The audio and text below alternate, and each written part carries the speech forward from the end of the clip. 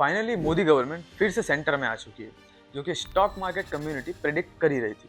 इसका मतलब अगले 5 साल के लिए गवर्नमेंट की जो प्लानिंग है, प्रिपरेशन है एंड रोड मैप, ये कंटिन्यू रह सकता है रिगार्डिंग डेवलपमेंट एंड ग्रोथ। इसका कनेक्शन स्टॉक मार्केट से डायरेक्टली या इनडायरेक्टली तो है, ये हम सबको पता है। लेकिन इस फनल में, मतलब स्टॉक मार्केट में, फिर कौन सी इंडस्ट्री में एंड फाइनली कौन सी कंपनीज पे, ये जो पूरी फनल है, तो कौन सी कंपनीज पे ज्यादा से ज्यादा इसका इम्पैक्ट रह सकता है, ये इस वीडियो में देखना है फिलहाल। तो फर्स्ट स्टॉक के लिए हम इंडस्ट्री को कंसीडर नहीं करते हैं, सीधा उस ग्रुप का ही नाम ले लेते हैं। उसके मैक्सिमम कंपनीज जो है वो इंक्लूडेड है, Adani stocks and specially Adani enterprise.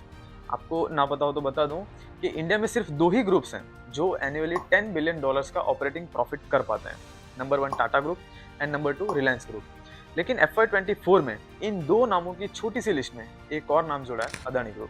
Mister Gautam Adani का नरेंद्र मोदी के साथ एक अच्छा कनेक्शन है पहले से, जो कि आज से नहीं बल्कि जब वो गुजरात के सीएम थे तब से, जिससे कि अदानी ग्रुप को गवर्नमेंट की तरफ से व्हाट नेक्स्ट इसका एक बेसिक आइडिया था, जो कि पहले से, और इसीलिए कंपनी ने उस डायरेक्शन में काम किया और इतना बड़ा ऑपरेटिंग प्रॉफिट हासिल भी किया। इन शॉर्ट नेक्स्ट 5 इयर्स के लिए भी ये company one of the biggest focus area रह सकती है। नेक्स्ट आपने देखा होगा कि infrastructure development biggest focus area है इस गवर्नमेंट के लिए। और इंफ्रास्ट्रक्चर डेवलपमेंट की बात करें तो इंडियन रेलवे बैकबोन है, तो रेलवे सेक्टर भी फोकस में रह सकता है। अब रेलवे में बहुत सारी अच्छी कंपनीज हैं जिनमें पिछले कुछ मंथ्स में, पिछले कुछ सालों में एक अच्छी खासी ग्रोथ आई थी। For example IRCTC, RVNL, Ircon international, Titagarh, Ramkrishna forgings. But सभी रेलवे स्टॉक्स में अगर सबसे ज्यादा कोई स्वीट स्पॉट्स पर बैठी है तो वो है IRFC।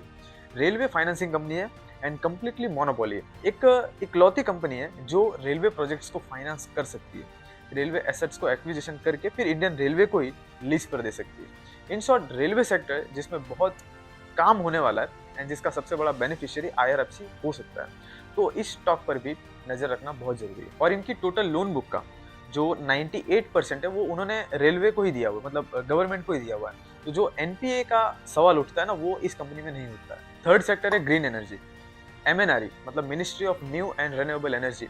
इनका टारगेट है कि 2030-31 तक इंडिया में 500 gigawatt energy non fossil resources से जनरेट करना है। ये एक्सट्रीमली बहुत बड़ा टारगेट है, जिसका अगर एक कॉन्टेक्स्ट दूं तो फिलहाल इंडिया की ऑलरेडी जो एस्टेब्लिश एनर्जी जनरेशन कैपेसिटी है वो 428 गीगावाट है। मतलब अब तक हम यहाँ पहुंचे हैं एंड एज पर टारगेट नेक्स्ट 7 to 8 ईयर्स में इसका डबल करना है। तो इतना बड़ा टारगेट है तो फिर उसी हिसाब से ज़्यादा टेंडर्स एंड ऑर्डर्स वगैरह सब लॉन्च करने पड़ेंगे, पास करने पड़ेंगे। तो कैपिटल एक्सपेंडिचर बढ़ेगा तो इससे जुड़ी जो कंपनीज हैं उनको फायदा हो सकता है। फॉर एग्जांपल आप सुजलोन को देख लो, एक दशक से ये कंपनी एक तरह से मान लो फेल्ड कंपनी है पूरी तरह से, लेकिन फिलहाल FY24 में इन्होंने हाईएस्ट एवर ऑर्डर्स हासिल किए हैं। ये सारे अंदाजे हम कैपेक्स के बेसिस पर लगा सकते हैं, क्योंकि गवर्नमेंट किस सेक्टर में फोकस्ड है जिसमें वो ज्यादा से ज्यादा कैपेक्स अलॉट कर रहे हैं। तो एनर्जी सेक्टर में top companies like Adani green energy, Tata power की बात करें तो ये कंपनी तो खुद को पूरी तरह से ट्रांसफॉर्म करने में लगी है, जो पूरी तरह से एक ग्रीन एनर्जी कंपनी बन जाएगी आने वाले समय में। इसके अलावा स्पेशली इरेडा, इसको ध्यान में रखना बहुत जरूरी है। जिस तरह से रेलवे में IRFC है, सेम उसी तरह से ग्रीन एनर्जी में इरेडा है। बट फर्क है क्योंकि IRFC मोनोपोली है, लेकिन इरेडा के सामने कुछ कॉम्पिटिटर्स भी है।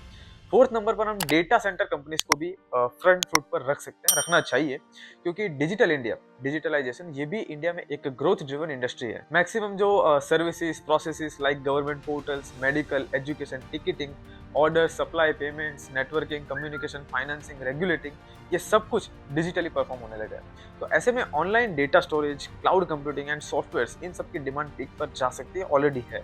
तो डेटा सेंटर स्टॉक्स भी रडार में रख सकते हैं। फिफ्थ नंबर पर हम न्यू एज ग्रोथ इंडस्ट्रीज को रखना चाहिए like semiconductor companies and AI companies. आपको भी पता होगा कि इंडिया ही नहीं बल्कि पूरे वर्ल्ड में सेमीकंडक्टर चिप्स की डिमांड एंड उसके यूज केसेस इतने हाई एंड है कि जिसे एक न्यू ऑयल भी कहा जाता है, जिसके प्रोडक्शन प्रोसेस से लेके सप्लाई चेन सब कुछ इतना ज्यादा कॉम्प्लिकेटेड एंड टफ है कि जो मैक्सिमम बड़ी and kind of responsible countries हैं वो डोमेस्टिकली इस इंडस्ट्री में इंप्रूवमेंट्स ला रहे हैं। लाइक इंडिया में भी आपने देखा होगा कि बाहर से अच्छा खासा इन्वेस्टमेंट लाया जा रहा है। इंडिया में भी जो बड़ी बड़ी कंपनीज हैं वो इस सेक्टर में घुस रही हैं। डोमेस्टिकली इंडियन कंपनीज को व्यवस्था प्रोवाइड की जा रही है, जिसे हम ईज ऑफ डूइंग बिजनेस भी कह सकते हैं। हालांकि इस सेक्टर में कंपनीज एंटर तो हो रही हैं, लेकिन हाईली डेडिकेटेड कंपनी कौन सी है इसका डेटा अभी थोड़ा क्लियर नहीं है शायद। लाइक जैसे एक कंपनी है CG पावर जो सेमीकंडक्टर इंडस्ट्री में एंटर करने जा रहे हैं। अभी इसमें और कौन सी नई कंपनीज आएगी और पूरे वैल्यू चेन में कौन से पार्ट पर ऑपरेट करेंगे इसको अभी देखना रहता है।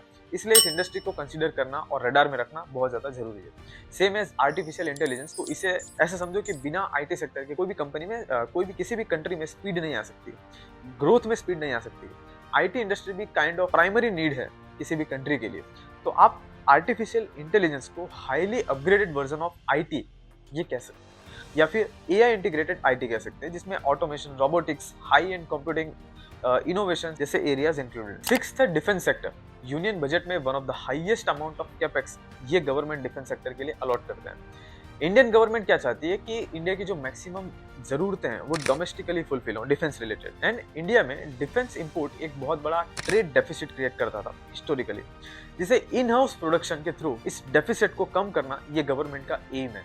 इस सेक्टर की बात करें तो maximum weapons and helicopters, fighter planes like Tejas, missiles like BrahMos, ये सब इंडिया में ही मैन्युफैक्चर किया जा रहा है। एंड फिलहाल अब सिचुएशन तो ये आ गई है कि इंडियन गवर्नमेंट डिफेंस टूल्स को एक्सपोर्ट कर रहे हैं, जो कि फिलहाल हाईएस्ट एवर एक्सपोर्ट हुआ है इंडिया से। तो ये जो आत्मनिर्भर वाला माइंडसेट है, ये इंडियन डिफेंस सेक्टर स्टॉक्स को भी एक मजबूत स्थिति में लेके जा सकता है। इन सारे सेक्टर्स की जिनकी इस वीडियो में बात हो रही है, आप देख सकते हैं इन सेक्टर से जुड़ी जो कंपनीज है, मेन कंपनीज है, उन्होंने पिछले 1-1.5 साल में कितनी अच्छी ग्रोथ दिखाई। Again Russia, Ukraine, Israel, Hamas, Iran, ये जो वॉर इंटेंसिफाइड इवेंट्स हैं, इससे भी एक नीड क्रिएट होती है कि कंट्री की जो डिफेंस कैपेबिलिटीज है उसको इम्प्रूव किया जाना चाहिए। इस सेक्टर की जो टॉप कंपनीज है like Hindustan aeronautics limited, Paras defence, Bharat electronics, Bharat dynamics and Cochin shipyard को भी आप एक बेहतर डिफेंस स्टॉक मान सकते हैं। ये कुछ हाई इंटेंस सेक्टर्स हैं जिसमें गवर्नमेंट ने बहुत बड़े बड़े रोड मैप बिल्ड किए हैं। तो सेम गवर्नमेंट अगर कंटिन्यू रहती है तो ये जो रोड मैप है वो एटलीस्ट 5 ईयर के लिए सिक्योर हो जाएंगे। बट किसी भी स्टॉक में इन्वेस्ट करने से पहले एक detailed and in depth analysis बहुत जरूरी है। इस वीडियो के माध्यम से हम ये जान सकते हैं कि एनालिसिस करना कहाँ है। तो फाइनली अगर ये वीडियो आपको अच्छा लगा हो, काम का लगा हो, तो आप इस वीडियो को लाइक कीजिएगा एंड चैनल को भी प्लीज सब्सक्राइब कीजिएगा।